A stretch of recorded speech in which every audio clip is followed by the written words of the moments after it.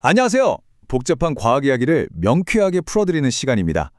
오늘은 정말 생각할수록 신비롭고 또 과학계에서 가장 뜨거운 논쟁 중 하나인 양자의식에 대해 한번 깊이 파고들어 볼까 합니다. 자, 이런 질문으로 한번 시작해보죠. 우리가 지금 보고 듣고 느끼는 이 모든 생생한 경험들, 바로 나라는 이 의식은 대체 어디서 오는 걸까요? 이건 현대과학이 마주한 가장 거대한 미스터리 중 하나입니다. 바로 이 질문 앞에서 현대과학은 크게 두 갈래로 나뉩니다. 하나는 우리가 비교적 익숙하게 들어온 전통적인 신경과학의 설명이고요. 다른 하나는 정말 급진적이고 대담한 아이디어를 제시하죠. 자, 여기 두 관점을 한번 비교해 볼까요? 고전적 관점은 뇌를 일종의 엄청나게 복잡한 생물학적 컴퓨터로 봅니다. 수많은 뉴런들이 전기 신호를 주고받다 보면 그 복잡함 속에서 의식이라는 현상이 자연스럽게 나타난다는 거죠. 그런데 양자적 관점은 아예 판을 다르게 봐요. 의식은 뇌에서 만들어지는 게 아니라 원래 우주에 존재하는 근본적인 과정이고, 우리 뇌는 그걸 포착해서 경험하게 해주는 양자 컴퓨터 같은 역할을 한다는 겁니다. 스케일이 다르죠? 그럼 이 대담하고 도전적인 주장의 중심에는 과연 어떤 이론이 있을까요? 오늘 우리가 집중적으로 탐구해볼 바로 그 이론을 소개해드리겠습니다. 바로 조화객관 환원, 줄여서 올치오알 이론입니다. 이름이 좀 어렵게 들리죠? 하지만 핵심 아이디어는 이겁니다.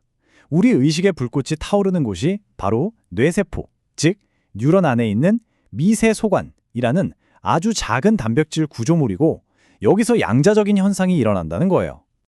그럼 그 과정이 대체 어떻게 이루어지느냐? 자, 한번 보시죠. 먼저 뉴런 속 미세소관에서 양자 수준의 미세한 진동이 시작됩니다. 그리고 이 진동들이 주변의 방해를 받지 않고 마치 잘 지휘되는 오케스트라처럼 조화롭게 동기화된 상태, 즉 결말음 상태를 유지해요. 그러다 어느 순간 어떤 문턱을 넘게 되면 이 중첩된 상태가 짠 하고 붕괴하면서 현실의 하나로 딱 결정됩니다.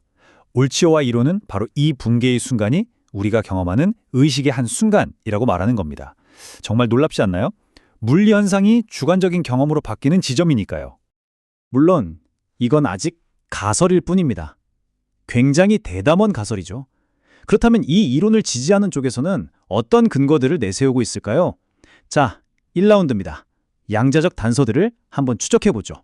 이 실험 결과가 아주 흥미로운데요. 연구자들이 쥐의 미세소관을 좀 더 튼튼하게 안정시키는 약물을 투여했습니다. 그랬더니 마취가스를 마시고 의식을 잃기까지 걸리는 시간이 훨씬 더 길어졌다는 거예요. 이게 왜 중요하냐면 미세소관의 상태가 의식의 온오프와 직접적인 연관이 있을 수 있다는 강력한 증거로 제시되기 때문이죠. 그리고 또 다른 강력한 무기가 있습니다. 바로 수학과 논리학에서 나온 괴델의 불완전성 정리인데요. 아주 간단히 말하면 아무리 완벽한 규칙을 가진 시스템이라도 그 규칙만으로는 증명할 수 없는 진실이 반드시 존재한다는 거예요. 이 이론을 창시한 로저 펜로즈가 바로 이 지점을 파고들었습니다. 컴퓨터는 정해진 프로그램, 즉 알고리즘대로만 움직이지만 인간은 그 시스템의 한계를 직관적으로 꿰뚫어 볼 수 있지 않느냐. 이건 인간의 의식이 단순한 계산을 뛰어넘는, 즉 비계산적이라는 증거다라고 주장한 거죠. 그리고 이런 비계산적인 현상을 설명하려면 고전 물리학으로는 어림도 양자역학이 필요하다는 결론에 이른 겁니다. 하지만 주류과학계의 반격도 정말 만만치 않습니다. 자, 이제 2라운드로 넘어가서 이 이론이 넘어야 할 아주 높은 허들들을 한번 살펴보겠습니다. 가장 큰 그리고 근본적인 반론은 바로 이겁니다. 양자 생태라는 건요, 정말 지독할 정도로 예민하고 섬세해서 아주 작은 외부 자극에도 쉽게 깨져버려요. 그런데 이렇게 따뜻하고 축축하고 온갖 전기 신호로 시끄러운 우리 뇌 속에서 어떻게 그 섬세한 양자 상태가 유지될 수 있겠냐는 거죠. 이 문제를 양자 결어근남이라고 부르는데, 이게 정말 넘기 힘든 벽으로 여겨집니다. 이런 과학계의 회의적인 시선은 대중에게도 비슷하게 나타납니다. 한 레딧 유저가 이런 말을 남겼어요. 저는 가끔 양자라는 단어를 그냥 마법으로 바꿔서 생각해요.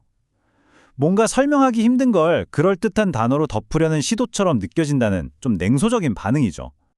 또 다른 유저는 이 이론이 너무 복잡하고 어려운 용어로 가득 차 있어서 마치 일부러 꾸며낸 가짜 기술 용어인 터보 인캐뷸레이터 이야기처럼 들린다고 말하기도 했습니다. 그만큼 일반 대중이 이해하고 받아들이기에는 장벽이 높다는 뜻이겠죠. 자, 지금까지의 과학적 논쟁을 이 표가 아주 깔끔하게 정리해주네요. 찬성 측은 미세소관이 바로 뇌의 양자 프로세서다 라고 주장하지만 반대 측에서는 그건 그냥 세포를 지탱하는 평범한 단백질일 뿐이다 라고 반박합니다.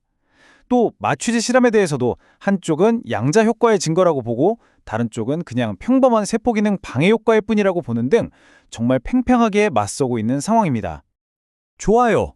이렇게 머리 아픈 과학 논쟁이 대체 우리 삶과 무슨 상관이 있을까요? 사실 이 질문에 대한 답이 무엇이냐에 따라 우리의 세계관 전체가 흔들릴 수도 있습니다. 이 논쟁에는 정말 많은 것들이 걸려 있습니다. 우리의 자유의지가 진짜 존재하는지, 아니면 뇌 속 화학 반응의 결과일 뿐인지, 인공지능이 과연 인간처럼 마음을 가질 수 있을지 같은 철학적인 질문들이요. 좀 더 현실적으로는 마취의 원리를 제대로 이해해서 의학 발전에 기여할 수도 있고요. 그리고 가장 근본적으로는 우리 인간이 이 우주에서 어떤 존재인지, 고립된 기계인지, 아니면 우주와 연결된 존재인지에 대한 답을 줄 수도 있는 거죠. 확실한 건 이 싸움은 아직 끝나지 않았다는 겁니다. 어느 한쪽의 승리로 끝나지 않았어요. 여긴 아직도 새로운 발견과 치열한 논쟁이 벌어지고 있는 과학의 최전선이죠. 오늘 우리가 하려는 것도 정답을 내리는 게 아니라 우리 지식의 경계가 어디까지 와 있는지를 함께 탐험해 보는 겁니다. 마지막으로 이 질문을 여러분께 던져봅니다. 우리의 의식은 뇌라는 슈퍼컴퓨터가 만들어내는 정교한 시뮬레이션일까요? 아니면 우주의 근본 구조와 맞닿아 있는 신비로운 양자 현상일까요? 혹은 우리가 아직 상상조차 못하고 있는 전혀 다른 무언가일까요?